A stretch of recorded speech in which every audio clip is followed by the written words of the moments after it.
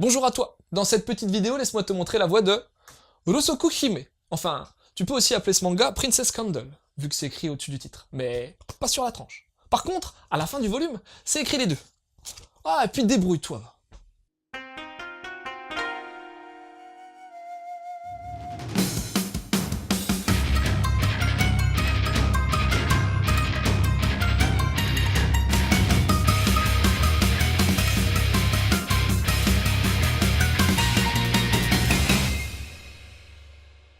Rosoku Hime, c'est comme ça qu'on va appeler ce titre, c'est l'histoire d'une princesse, mais pas que. Parce qu'on va aussi beaucoup parler de sa servante, sa dame de compagnie, Flora. Alors Flora et la princesse quoi, c'est son nom? Elles vont débarquer dans un couvent pour jeunes filles, le couvent Saint-Ilieu. Tu t'en doutes, le style de vie pour la princesse est radicalement différent de ce qu'elle a pu connaître au château. Et ça dérange beaucoup Flora, mais la princesse, pas tant que ça. Ouais, Squaw est absolument pas rebuté par le fait de vivre de manière simple et d'effectuer les tâches du quotidien, comme le font toutes les jeunes filles du couvent. Maintenant, faut quand même que je te présente Malno et Yajenka, deux nanas de Saint-Ilieu. La première, c'est une fille un peu simplette, qui va vite devenir amie avec Flora.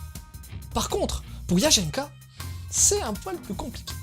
En effet, elle est assez complexe et cherche souvent des noises à la princesse et à Flora, même si, au final, elle va les aider lorsqu'elles auront un énorme problème avec des brigands et que... Oh, je crois que je vais m'arrêter là pour le moment.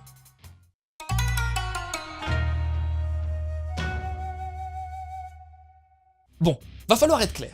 Le style graphique de ce manga est hyper particulier. Déjà, esthétiquement parlant, il plaît pas des masses. Même moi, qui suis assez open, j'ai eu du mal avec les nez, les formes générales des yeux, des persos, et la quasi-totale absence de profondeur du trait. T'as aucune ombre, et je trouve les contours très prononcés. Ça donne un aspect plat au manga, pas forcément très alléchant. Et pourtant, quand on y regarde de près, le dessin est super technique et précis. Travail de l'anatomie féminine, des cheveux, des vêtements, de la végétation, des décors. Vraiment, mais alors vraiment bien fichu. C'est super fourni, et ça compense allègrement les choix graphiques peu conventionnels. Mais là où tu te prends vraiment une claque, c'est sur la mise en mouvement.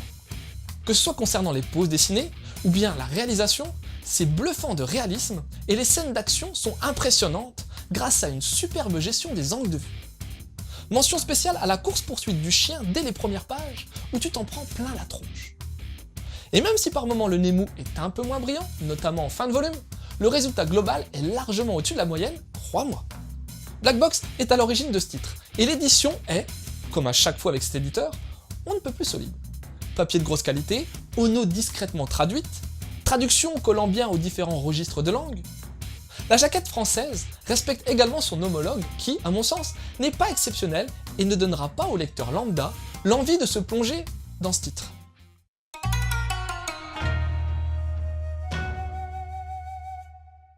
Suzuki Kenya est un mangaka ayant débuté en 2005 et son Rosoku Hime date déjà de 2008. Ce titre a été publié dans le magazine Fellows. Tu connais peut-être pas, mais si je te dis que c'est l'ancien nom du mag de prépu Arta, celui-là même qui a publié des titres tels que Minuscule, Reine d'Égypte, Le Monde de Ran, ou bien même Bride Story. Ah, je vois que j'ai titillé ton attention. Oui, et en plus, Suzuki a également signé Oshiete Gyaruko-chan, un shonen plutôt coquin qui a eu droit à une adaptation animée en 2016. Bref, tu vois où je veux en venir, c'est pas un kéké. Rosoku Hime est un vrai bon titre en 2 tomes, et je vais t'expliquer pourquoi je pense ça. Hormis ses qualités techniques incontestables, le travail sur les personnages est très dense. Au final, le manga est centré sur Flora, la servante, qui a une relation intense avec sa princesse. Elle est très Neketsu style dans son comportement, et elle fera preuve d'une loyauté et d'un amour indéfectible dont on aura même du mal à cerner les limites si tant est qu'elles existent. Ensuite, Squaw est un peu plus conventionnelle dans son rôle de princesse noble, mais proche de la réalité et du peuple. Un personnage quand bien même tout aussi attachant. Les personnages secondaires ont également pas mal de densité, notamment la mystérieuse et envoûtante Yajenka, qui aura pas de mal à charmer le lectorat masculin si tu vois ce que je veux dire. Au fait, je t'ai pas parlé de la nudité, non? Parce qu'il y en a quand même pas mal dans ce seinen. Attention, celle-ci n'est pas fanservicique si je peux dire. Mais elle apporte plutôt un degré de réalisme supplémentaire à ce titre. Oui, l'immersion dans cette époque féodale est vraiment tip-top. Les décors, mais aussi la vie quotidienne, sont super bien dépeints. L'intrigue en elle-même n'a rien d'innovante, et on apprendra au fil du volume les raisons de l'éviction de la princesse. Par contre, la structure du volume m'a pas emballé plus que ça. Pour faire simple, la première partie fait la part belle à la présentation des personnages et à la vie au couvent, puis t'as un intermède que j'ai trouvé mal réalisé et absolument pas intéressant. Ça nuit même plus au rythme qu'autre chose. Ensuite, c'est la deuxième partie où des brigands en ont après la princesse, ce qui va apporter un coup de boost à l'histoire. Et en tout cas, ça promet pour le volume 2. Roscoe Hime est donc une belle trouvaille, encore une fois, de la part de Black Box, et je te conseille vraiment de te pencher dessus si t'aimes les mangas d'aventure historique, les mangas qui sortent du lot techniquement, ou si t'aimes les deux bien entendu. Et pour aller avec ce manga, je me verrais mal oublier de parler de Versailles Nobara, la Rose de Versailles, Lady Oscar, qui reste une énorme référence quand il s'agit d'évoquer les mangas historiques mettant en avant des femmes fortes.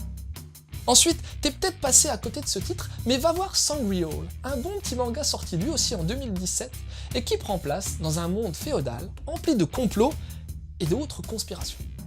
Et puis si tu te rappelles bien, j'ai vraiment pas kiffé les nez des persos de Roscoe Hime. Tout comme j'avais été décontenancé la première fois que j'ai vu ceux de Tenku no Escaflowne, un anime de la Sunrise excellentissime, se passant lui aussi dans une ambiance moyenâgeuse. Comme quoi, parfois faut passer outre les petits détails. Voilà, c'était Loot, j'espère que cette petite chronique t'aura donné envie de lire Roscoe Hime. Je te laisse et continue de suivre la voie du manga.